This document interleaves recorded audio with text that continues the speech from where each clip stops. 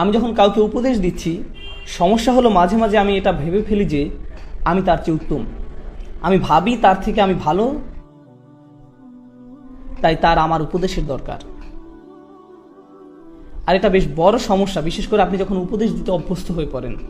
আপনি যদি ভেবে বসেন আপনি অন্যদের চেয়ে অনেক ভালো। শুনুন, আমার কাছে এই মাইক আছে, 18টা ক্যামেরাম্যান আমার দিকে ক্যামেরা তাক করে রেখেছে, কিন্তু এসবের কোনো মূল্য আমার কাছে নেই। আমি কোনো অংশে আপনাদের চেয়ে উত্তম নই, আর আপনিও আমার চেয়ে উত্তম নন। শুধু আল্লাহই বলতে পারেন কে কার চেয়ে উত্তম, শুধুমাত্র আল্লাহ জানেন। এসব কোনো মর্যাদার মানদণ্ড নয়, তা হতে পারে না। আল্লাহ কি বলছেন? ইন্না রব্বাকা হুয়া আ'লাম বিমান দাল্লা আন সাবিলিহি ওয়া হুয়া আ'লামু বিল মুহতাদিন। আপনার রব, তিনিই একমাত্র জানেন কে পথ হারিয়েছে, কে পথ ভ্রষ্ট হয়েছে সঠিক পথ থেকে। আল্লাহ ভালো জানেন আমি বিপথে আছি না আপনি। আমি তো এটাও জানি না আমি নিজে সঠিক পথে আছি কিনা, এতটুকু জ্ঞান আমার নেই। আপনাকে পথ নির্দেশনা দেওয়ার আগে আমার বুঝতে হবে আল্লাহ একমাত্র জানেন আমার মর্যাদা কতটুকু। আল্লাহ একমাত্র জানেন আমার মর্যাদা কতটুকু, আমার আসল অবস্থান কোথায়। তো আমাকে আল্লাহর সামনে নত থাকতে হবে অন্য কাউকে উপদেশ দেওয়ার আগে। আমি কখনো বলি না সুবহানাল্লাহ, এই লোকগুলো পুরোপুরি বিভ্রান্তির মধ্যে আছে, আমার এদেরকে সাহায্য করতে হবে। এটা ভাববার আগে একটু থামুন, আমি তো নিজের অবস্থান কোথায় তাও জানি না। আর দ্বিতীয়ত, যখন কাউকে উপদেশ দিচ্ছেন অথচ তারা আপনার কথা শুনছে না, তারা সেভাবে পরিবর্তিত হচ্ছে না যেভাবে আপনি চাইছেন, তাদের কোনো রূপান্তর দেখা যাচ্ছে না, এর মানে কিন্তু এই না যে তারা পথভ্রষ্ট। হয়তো কোনো বীজ বেড়ে উঠছে কিন্তু আপনি তা দেখতে পাচ্ছেন না। তবে আল্লাহ জানেন ভিতরে কি হচ্ছে, আমরা শুধু জানি বাহিরে কি হচ্ছে। আর বাহিরেরটা দেখি আমরা অধৈর্য হয়ে পড়ি, আর ভিতরে কি হচ্ছে সে ব্যাপারে কোনো খেয়াল করি না।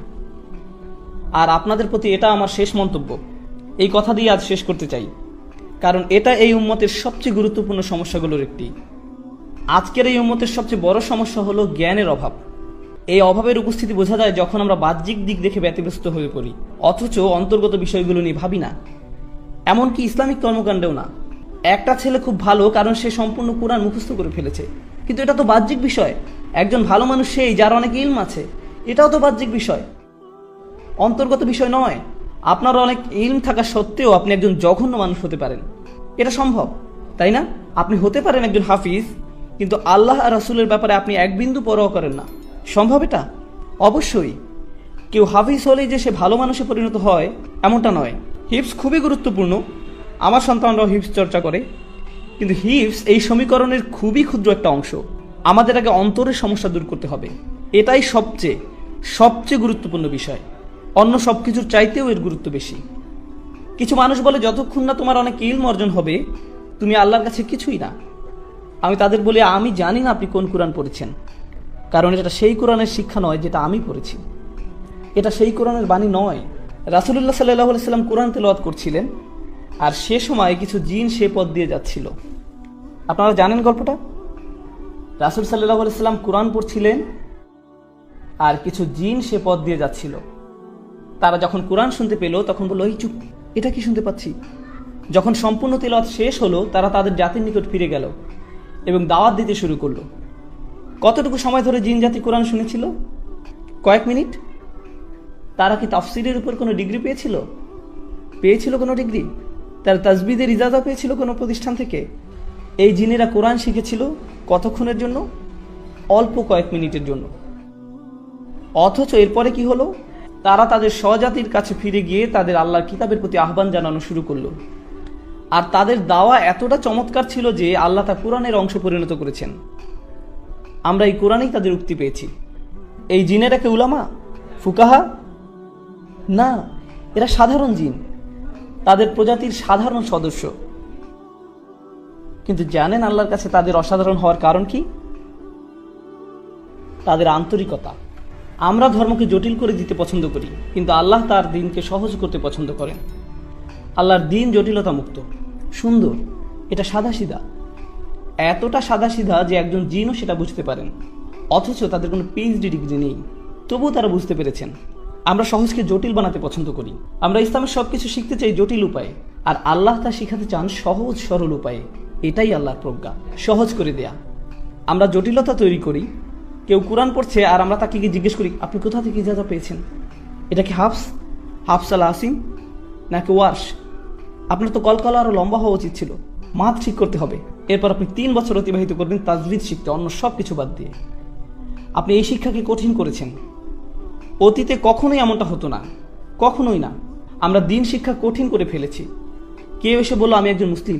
তাই নাকি? আপনি মুসলিম? আপনার আকিদা কি? আমার আকিদা আমি একজন মুসলিম। কিন্তু আপনি কি বিশ্বাস করেন?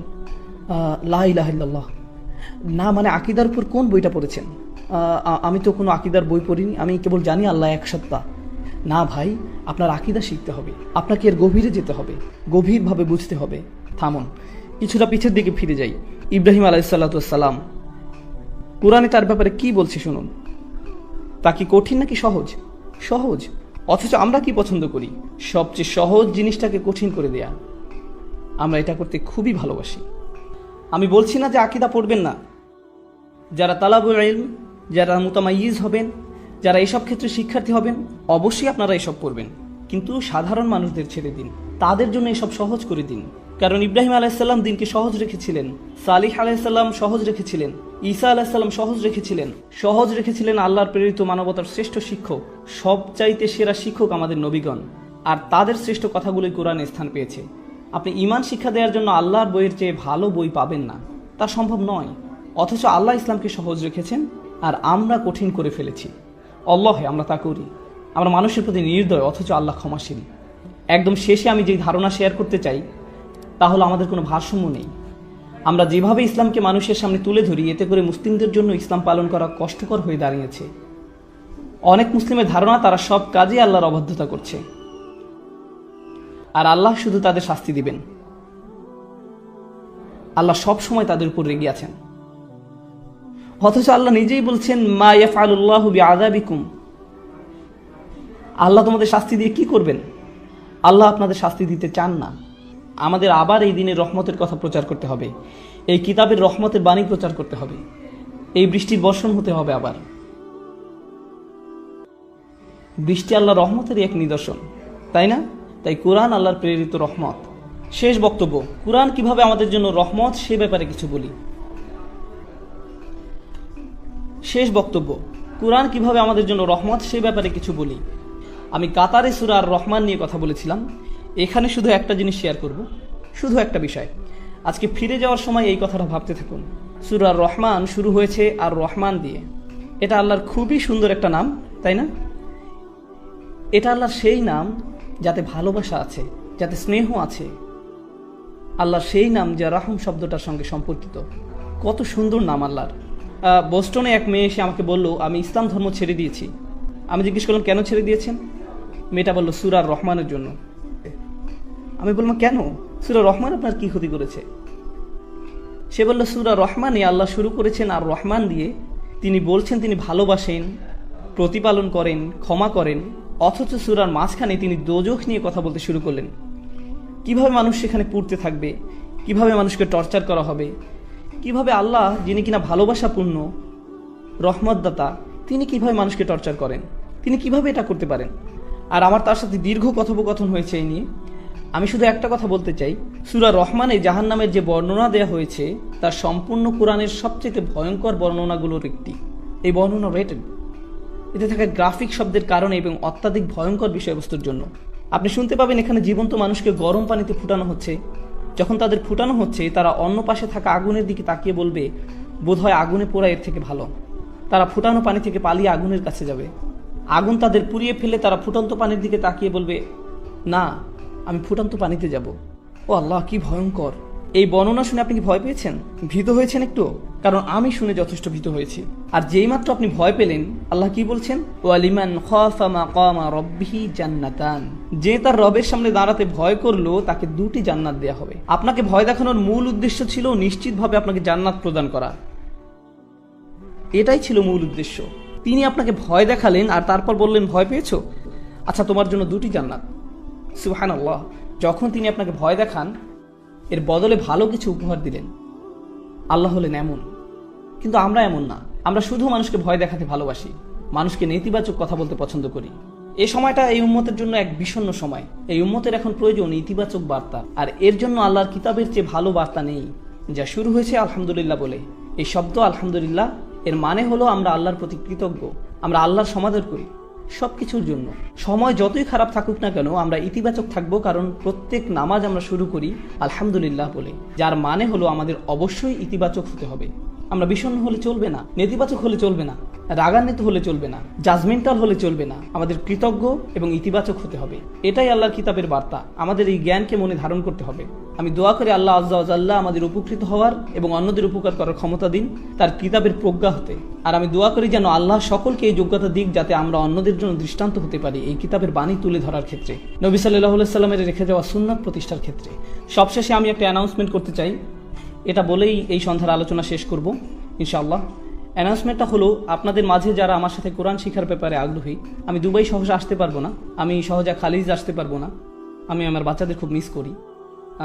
আর আমার অনেকগুলো বাচ্চা, 6 জন, এটা অনেক।